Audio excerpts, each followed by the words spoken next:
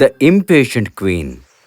అనగనగా చాలా దూరంలో ఉండే రాజ్యంలో మహారాజు ట్రెవర్ తన అందమైన మహారాణి హీలియాతో కలిసి ఉండేవాడు. రాజ్యంలో ఉండే ప్రతి ఒక్కరూ ట్రెవర్ యొక్క మంచితనానికి అతన్ని చాలా ఇష్టపడేవాళ్ళు. కానీ మహారాణికి సహనం చాలా తక్కువ. దాంతో ఆమె మహారాజుని చాలా చులకనగా చూసేది. నువ్వు నాకు జడ వేయడానికి చాలా సమయం తీసుకుంటున్నావు. క్షమించండి మహారాణి, కానీ హెయిర్ స్టైల్ చాలా కష్టంగా ఉంది. మహారాణికి ఎదురు చెప్పడానికి నీకెంత ధైర్యం? వెంటనే ఈ కోటను వదిలి వెళ్ళిపో. ఓ హీలియా, నువ్వు ఎందుకు అలా చేశావు? తను చాలా కష్టపడి ప్రయత్నిస్తోంది కదా. కానీ తను త్వరగా చెయ్యట్లేదు. మీరు కాస్త ప్రశాంతంగా ఉండాలి. అప్పుడప్పుడు మహారాణి అసహనం వల్ల కోటలోని ప్రశాంతత నాశనమయ్యేది. అప్పుడు పాపం మహారాజే త్వరగా వచ్చి పరిస్థితుల్ని చక్కబెట్టేవాడు. హీలియా, మీరు దాసులతో ఆ విధంగా మాట్లాడకుండా ఉండాల్సిందే. వాళ్ళు చాలా నెమ్మదిగా మాట్లాడారు. వాళ్ళు నిజంగా కొంచెం వేగంగా మాట్లాడితే మంచిది. మీరింకా వేగంగా మాట్లాడితే అప్పుడు నాకు ఒక్క మాట కూడా అర్థం కాదు. ఇదిగో హీలియా, నేను మీకోసం ఒకటి తీసుకొచ్చాను. లిల్లీ పువ్వులా? ఇవి నాకు చాలా ఇష్టం. మహారాజు ట్రెవర్ తన భార్యని సహనంగా మార్చటం ఎలా అని చాలా ఆలోచించాడు. ఒకరోజు తను హీలియా గురించి ఆలోచిస్తూ తిరుగుతూ ఉన్నాడు. అసలు నాకు ఏమీ అర్థం కావట్లేదు. తను నన్ను పెళ్లి చేసుకోకముందు చాలా మంచిగా, అలాగే చాలా దయ కూడా కలిగి ఉండేది.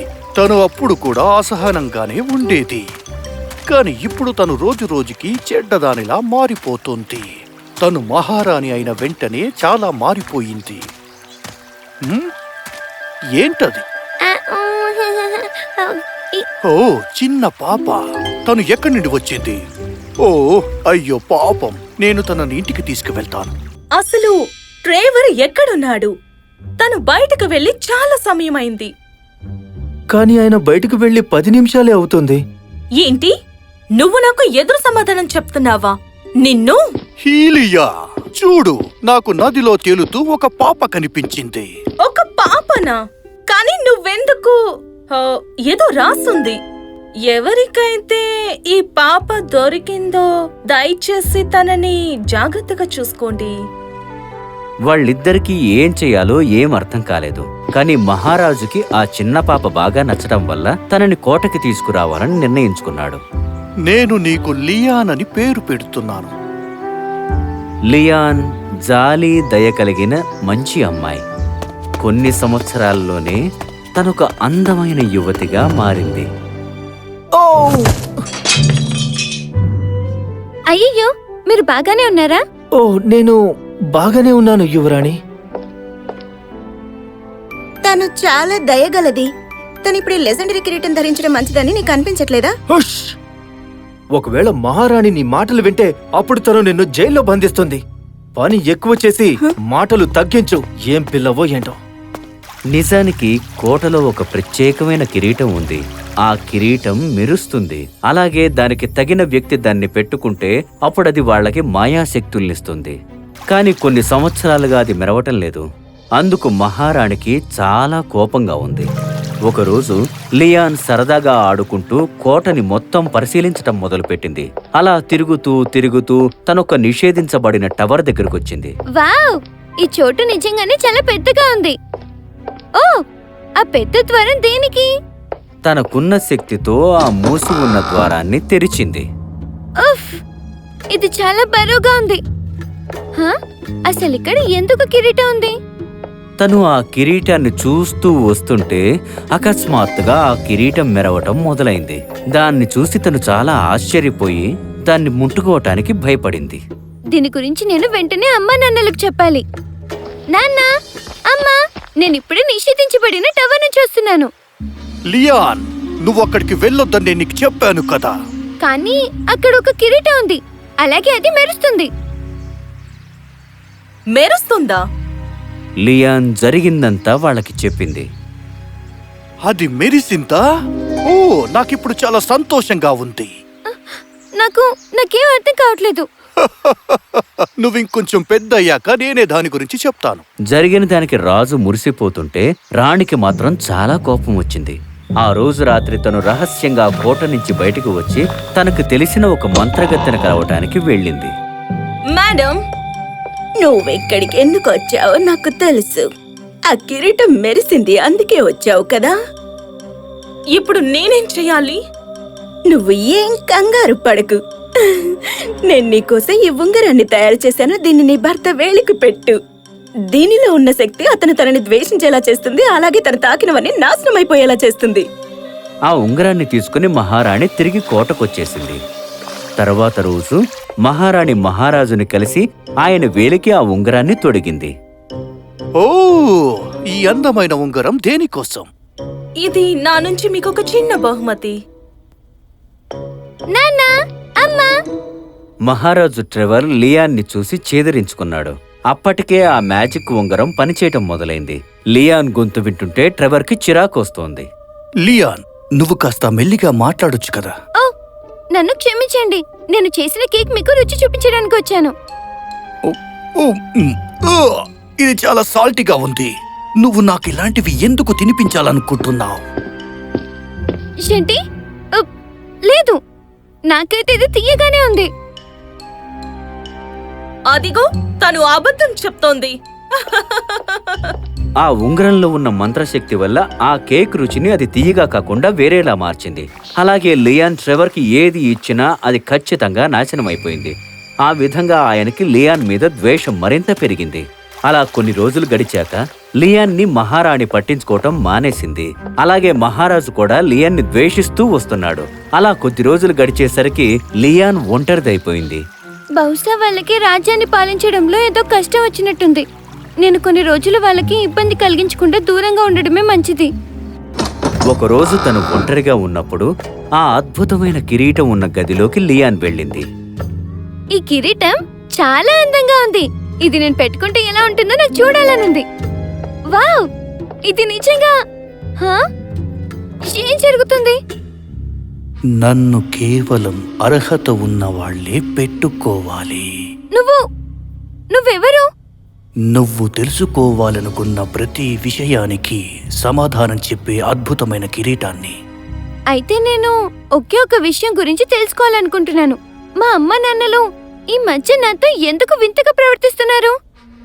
దాంతో ఆ కిరీటం తన తల్లి గురించి అలాగే ఆ మ్యాజిక్ ఉంగరం గురించి లియాన్కి వివరంగా చెప్పింది.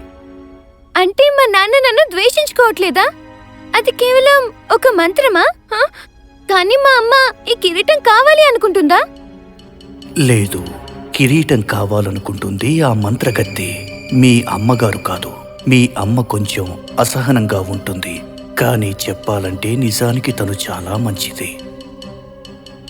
ఆ రాక్షస మంత్రగత్తె హీలియా బలహీనతను వాడుకుంది అని లియాన్కి ఆ కిరీటం చెప్పింది. అందువల్లే ఇన్ని సంవత్సరాలుగా హీలియా తన మంత్రంలో బంధించబడి ఉంది.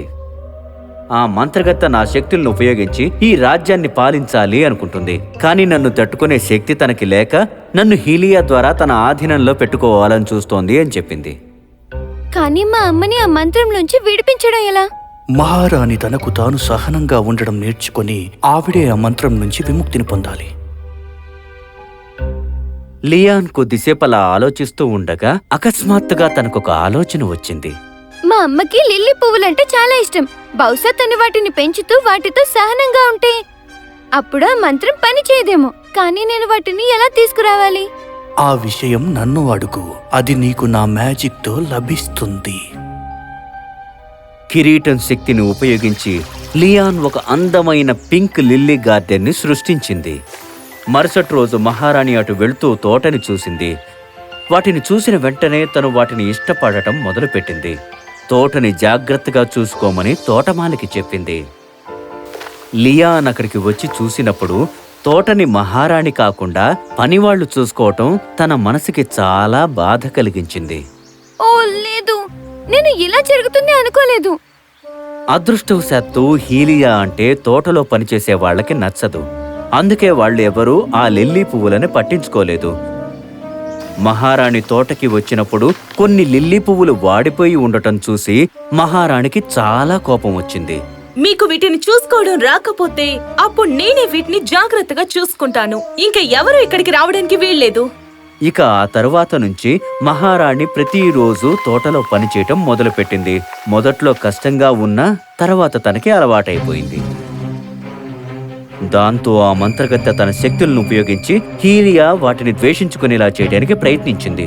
కానీ హీలియాకి వాటి మీద ఉన్న ప్రేమ బలంగా ఉండటం వల్ల తనకి వాటి మీద ఎప్పుడూ కోపం రాలేదు. పువ్వులతో సహనంగా ఉండటం వల్ల తను ఇతరులతో కూడా సహనంగా ఉండటం మొదలుపెట్టింది. నన్ను క్షమించండి మహారాణి, కానీ సూప్ తయారు చేయడానికి కొద్ది సమయం పడుతుంది. ఓ అలాగే, నేను కొత్త రకమైన పని చేయమని అడిగాను. దానికి కొద్ది సమయం పడుతుందిలే. మహారాణిలో వచ్చిన ఈ మార్పుని అందరూ గుర్తించారు. దాంతో అందరూ ఆవిడ్ని గౌరవించటం మొదలుపెట్టారు. ఒకరోజు హీలియా తోటలో కూర్చుని ఉంటే లియాన్ వచ్చి పక్కన కూర్చుంది. అమ్మా, లిల్లీ పువ్వులు ఇంకా వికసించలేదా? అవును, కానీ అవి ఆరోగ్యంగా ఉంటే చాలు. వాటికి సమయం వచ్చినప్పుడే వికసిస్తాయి. అప్పటి వరకు నేను ఎదురు చూస్తాను. అకస్మాత్తుగా మహారాణి కళ్ళు తిరిగి పడిపోయింది. ఓ లేదు అమ్మా, నీకేమైంది? మ్యాజిక్ కిరీటం మా అమ్మకేమైంది? తను ఆ మంత్రం నుంచి విముక్తురాలయ్యింది. ఇప్పుడు తను బాగానే ఉంటుంది. కిరీటం చెప్పినట్టుగానే మహారాణి మరుసటి రోజుకే పూర్తిగా కోలుకుంది. తను మొట్టమొదటిగా తన భర్త వేలికి ఉన్న ఉంగరాన్ని తీసవతల పారేసింది. ఆ మంత్రశక్తి వెంటనే పనిచేయటం మానేసింది. కానీ ఇన్ని రోజులు మహారాజు ఏం చేశాడో ఆ జ్ఞాపకాలు ఆయనకి గుర్తొచ్చాయి. నేను ఆ విధంగా నా బంగారు తల్లి లియాన్తో అలా ఎలా ప్రవర్తించాను. అలాగే హీలియా, నీ విషయంలో కూడా నేను చాలా జాగ్రత్తగా ఉండాల్సింది. నిన్ను నువ్వు నిందించుకోకు. ఇప్పుడంతా అయిపోయింది. జరిగిందంతా మనం మర్చిపోదాం. నేను మీకొకటి ఇవ్వాలనుకుంటున్నాను. లియాన్ తన తల మీద ఉన్న కిరీటాన్ని తీసి మహారాణి తల మీద పెట్టింది. అది ఇంకా మెరుస్తూనే ఉంది.